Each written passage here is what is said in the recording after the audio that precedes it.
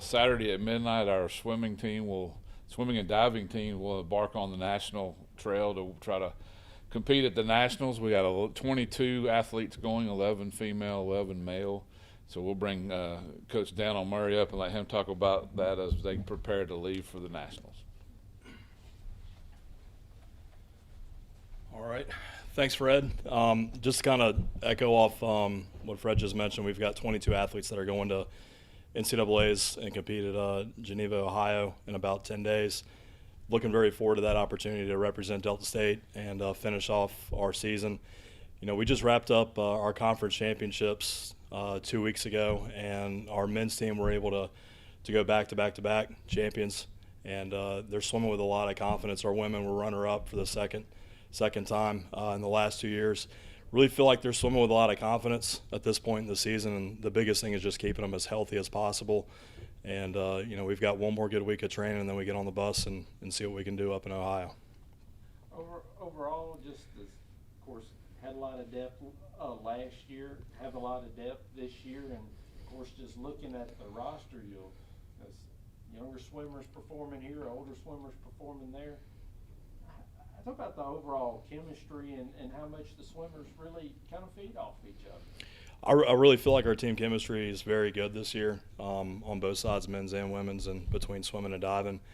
You know, we had a large recruiting class come in between both men and women, and felt like they were able to show that they're able to hang with our current roster and be able to keep up with what we're doing. You know, it's not easy being a collegiate athlete and going from high school training or club swimming or diving and jump in with a college program, and I felt like they all adapted fairly well.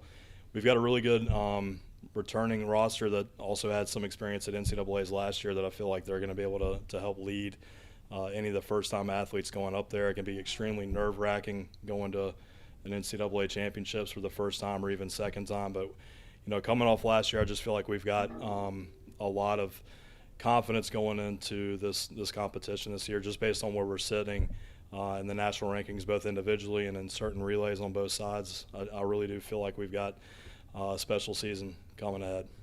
What are some of the expectations the swimmers have on themselves going into the national tournament, for the men's side and then for the women's side? Really, the big thing is just stick to their race plans and do things better than what we've done all season.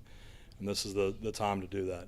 With this being the championship part of the season, our big thing is just making sure we can find details, or really find all the details that we really need to kind of, you know, fine tune from, you know, our conference championships.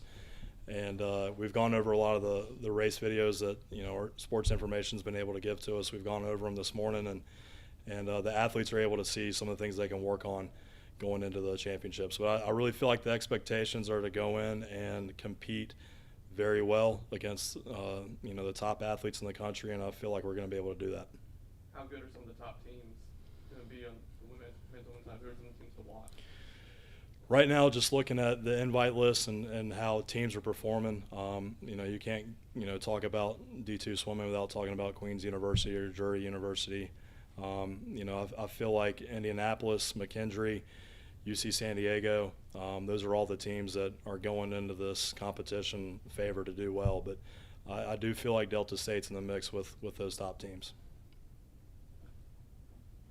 Thank you, Dan. Thank you.